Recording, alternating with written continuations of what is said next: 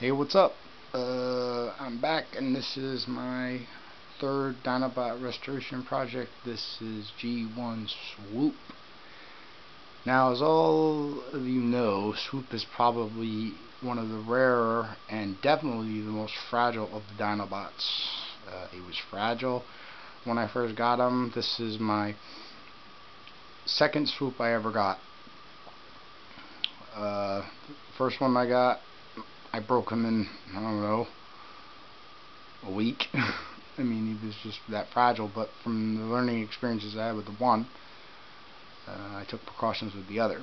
Mainly, the first thing I broke was the beak. The next thing I broke was one of the arms.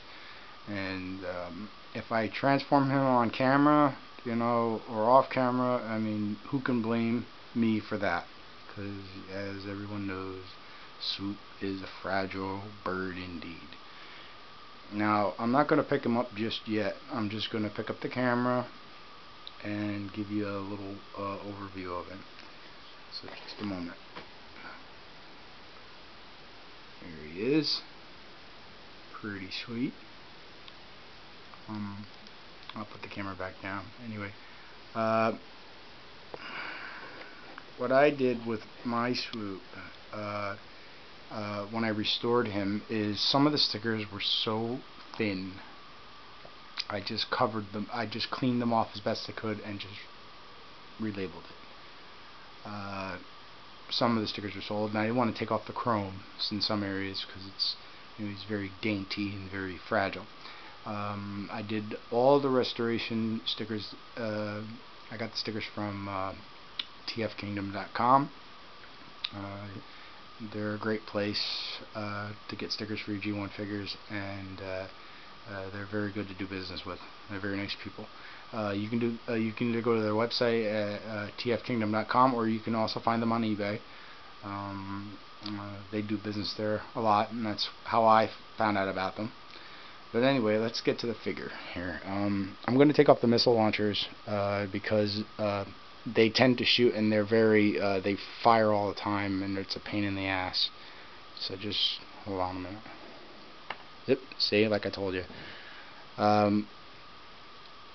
mean, I don't put the arms in either anymore on mine. I just tilt them in just a little bit because of the fact that I just put the stickers on, and as with the G1s, some of the joints, the stickers rub and it just tears them apart, and I don't want to go through that crap again. I mean, I just restored him, so I'm not going to tear the stickers apart. But I mean, he's a really cool looking figure. I mean, he's one of my definite favorites. Swoop was always one of my favorite Transformer figures, and I've always been very careful with him. I'm very the beak opens, of course, but I've always been very freaky about anybody touching Swoop. Oops, I'm sorry about that. I was always been very freaky with anybody ever touching Swoop. I mean, Swoop was just one of those particular figures that I was deathly afraid of anybody touching. Another thing is that I found out with the restoration stickers is that sometimes the adhesive takes a while to set. Believe it or not, because it feels wet or slimy. It's not. Even though the plastic is clean, nice and clean, they will still slide a little bit because it takes a little bit of time for the adhesive to set. If it sits for a day or so in cool weather, the adhesive will get solid and it will stick 10 times better. And he had such little stickers on his body. I mean, little itty bitty tiny things, like here on the shins. There's a sticker there, very tiny. You have to apply them with tweezers. It's almost impossible to put them on when I was a kid. But I mean, these are really nice figures. Like I said, the head's just a touch loose, not much. I got this, and Swoop is very expensive, and I get his landing gear works. Everything works on him. See, the landing gear here works. The landing gear there is intact. Now I'm going to transform part of him off camera because it's hard for me to do it with the camera in front of me. So I'm going to try a little bit here. I'll pull down his legs. I just want to be very careful. Any of those who have a G1 Swoop will know exactly what I'm talking about. So I just want to be as very careful as possible because he's very, very fragile. And what you do is you push this up. Sometimes it's hard to get it to do that. Just a minute. I just want to be careful. I don't want to break him. Jeez, such a pain in the ass to get this leg to move. This one seems to be tighter than the other one. That always was. There we go. Much better. This one seems to be a lot easier. The right leg slides right up. There. Very good. Okay. And then, rotate out his feet. These are a little stiff too. Just a minute. Jeez. What a pain in the ass. I'm sorry for cussing, but this aggravates me because I'm doing this on camera.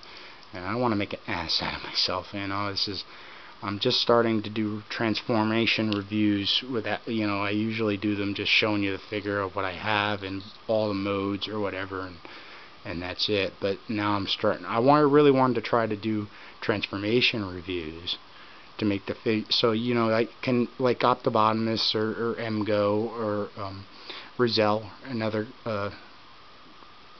gentleman of the forum, not the forums, YouTube, so I can be more interactive. And a lot of people have subscribed to my videos now, so I'm sorry I'm stalling, but I just wanted to make a point. I just want to make people happy. I'm trying, I'm learning. I want to get a new camera so I can take videos better. But anyway, back to the transformation. And see, like I said, I keep the arms only slightly indented. See, because I don't want to tear the stickers out. Stickers, it's only like $4 or $5 a sheet. But even so, I don't want to keep replacing them. You know what I'm saying? So, what you do is the arms are, like I said, they're a little stiff. There you go. And of course, I got to pry that apart anyway, so it's not a big deal. And I'm very gentle with Swoop. That's that, and that's the end of that. So, but he looks great, and I really don't want to mess up my stickers. So, of course, I'm very gentle. And just now, you got to pull out the arms. Like I said, you got to pull gently, because for some reason, Swoop's arms, for me, always were a pain to pull out. They're very thin. They're like sticks, little plastic sticks. There's really nothing to Swoop. And that's the one thing I don't understand, is why they made him so damn fragile. And they gave him to kids, no less. The kids don't have a concept of what can literally be done to these figures. These figures are very, very frail. Sorry for my rambling. You fold in the wings here, like this, or on the back, and then you fold in the landing gear, which I always have them when I have them in Dino mode. And then what you do is I hold the back of the head and gently with the beak, gently put it down, gently, very gently. Make sure that the chest is wide open, and then you gently press down, very gently, and then tilt the head back just a little bit. That looks very good. Now, what I usually do with Swoop is I only give him his sword. I really don't put the missiles in his hand, and I prefer to have him just as like this. He looks good. He looks really cool. Let me take the missile launchers. I usually just put them back on his side, on his wing side, and I usually tilt them just a little bit. I don't know why, I just do. Just to go with, just like that, just with the contour of what he has already, And let me put the one on the other side. See, the missiles the springs are very weak, and the switches are even weaker yet. So, and the buttons are really weaker yet. So they have a tendency to fire, especially when I don't want them to. See, I tilt them like that. I just like it like that. I don't know why. I just do. And then I just take his little sword and I put it in his hand like that. There you go. There you go. You got G1 Swoop. Very nice. Probably one of the best G1 figures ever made. The problem of it is with Swoop is he's very, like I mentioned before, he's very, very dainty. But definitely an awesome figure. definitely one you would want to pick up, because I think the longer you wait to pick him up, the more rare he gets, and the harder he is to find, and the more expensive he gets. Because these missile pods are older, I was thinking about getting another set of them. I mean, they're all the same. You know, if you're looking for G1, but I want G1, official G1 stuff. That's another thing that burns me, is that all these knockoffs of the Dinobots are coming out. To me, it's like a slap in the face to Hasbro and Takara, who brought these Transformers to us back in the early 80s. And unbelievable, these ass clowns bring these freaking knockoff Transformers into it. And I mean, some of you guys, I know you collect knockoffs, but I can't. To me, it's an insult. You know, I got a knockoff set once, which was the knockoff of the Menasor set, which a lot of people said it was pretty dang close or identical to the original feel of the G1 Menasor. And to me, don't take me wrong, and please don't be offended, but I think that's total bullshit. The plastic was very cheesy feeling, the metal was cheesy, the figures weren't heavy. My Menasor, my Stunticons are very heavy. The plastic is heavier, everything's heavier, even the metal they used. And enough of my incessant rambling, but I will never, ever, ever, ever buy a knockoff ever again, and stake my rep on that. I mean, you know, you can take it for what it's worth, but that's my opinion on it. But anyhow, here he is. Here's my my Dinobot Swoop. He looks great. I'm very happy with him. You know, minus that he's so dang tight and I can't really work with him very much. But I mean, you know, you have to take it for what it is. You know, I mean, he's a G1 toy.